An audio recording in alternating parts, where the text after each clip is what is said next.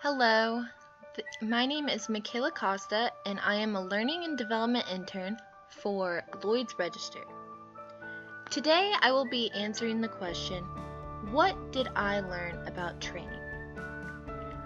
So, by being in a global engineering and technical excellence company that has been around since 1760, I was held to extraordinary standards. This pushed me into growing my ability to train further than I ever thought possible. So I'll be explaining the ways I have learned how to train in my internship. This involves many steps, but the two basic functions are facilitation and instructional design. When it comes to training, there are actually many principles that you need to keep in mind. The very first and most important thing you need to understand is that your job is to ensure a transfer of knowledge and development of skills. In order to do this, you have to make your material suitable for all learning types. This includes verbal, visual, and physical learners. They all need to benefit from you. For visual learners, you can include a picture that represents what you're trying to say so they can actually channel in the information visually. For verbal learners, there needs to be sounds. The information needs to be explained to them in detail, and this sometimes even involves music. And for physical learners, you will need to include some sort of hands-on activity so they can get the chance to actually act out what they are learning. It can even help to keep a ball or a toy of some kind on their tables so they have something to do during the course. It can even keep them from playing with their phones because they really enjoy doing things with their hands. Another principle is to understand that there is a distinct difference between a presentation and a training course. You are not just giving trainees information, you are actually developing their skills.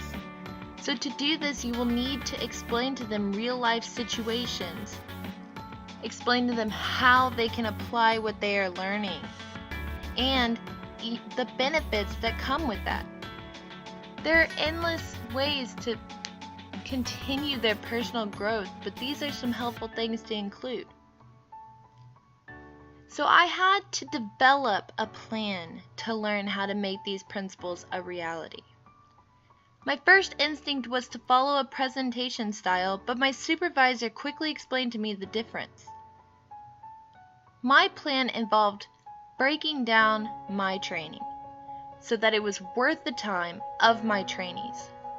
My supervisor went over the things I had to do for my instructional design function, and these included building a PowerPoint. Each slide needed to only have 6 words and 6 bullets maximum on every slide.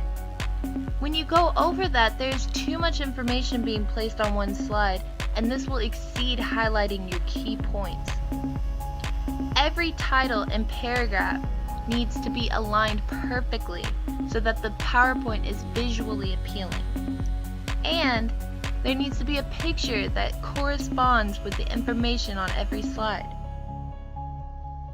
In the beginning of the PowerPoint, have objectives so that people know where they're going and what they're going to be introduced to.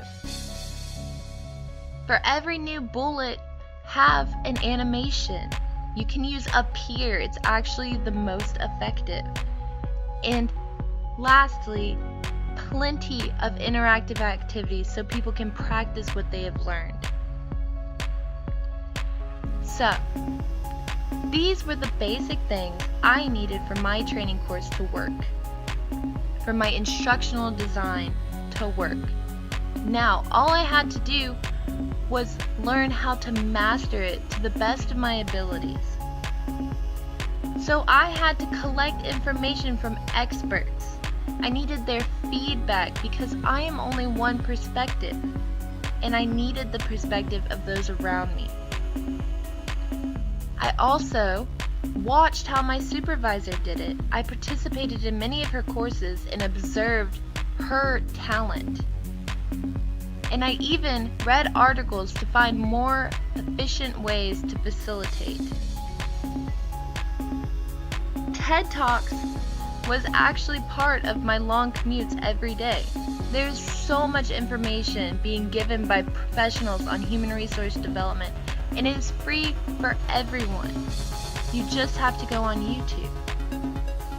And finally, after all of this and plenty of practice, I reached a point where I could comfortably facilitate and design. The information I gathered from these sources gave me the knowledge and skills that I needed. So I built my PowerPoint multiple times and revised it multiple times. I allowed myself to notice every detail. Not only this, but my supervisor took extra steps to ensure that her interns were up to date. I have given you all a copy of my PowerPoint that I actually made.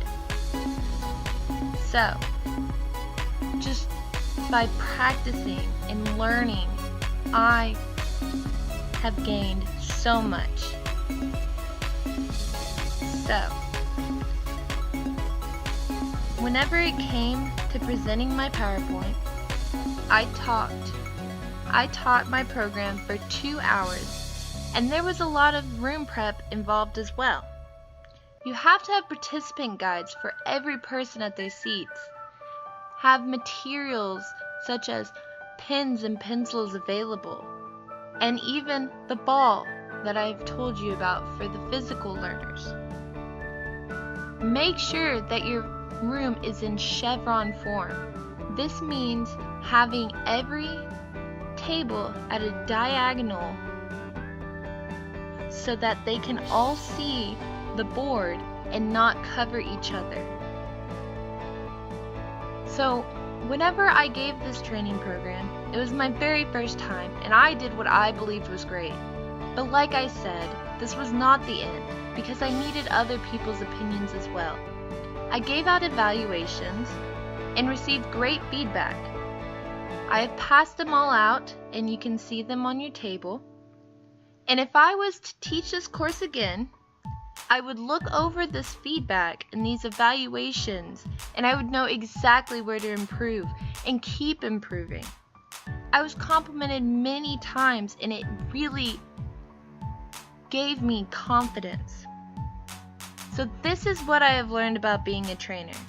You cannot just present the material and expect people to learn. You have to do a lot of hard work and give it your all. Every person is there to learn from you.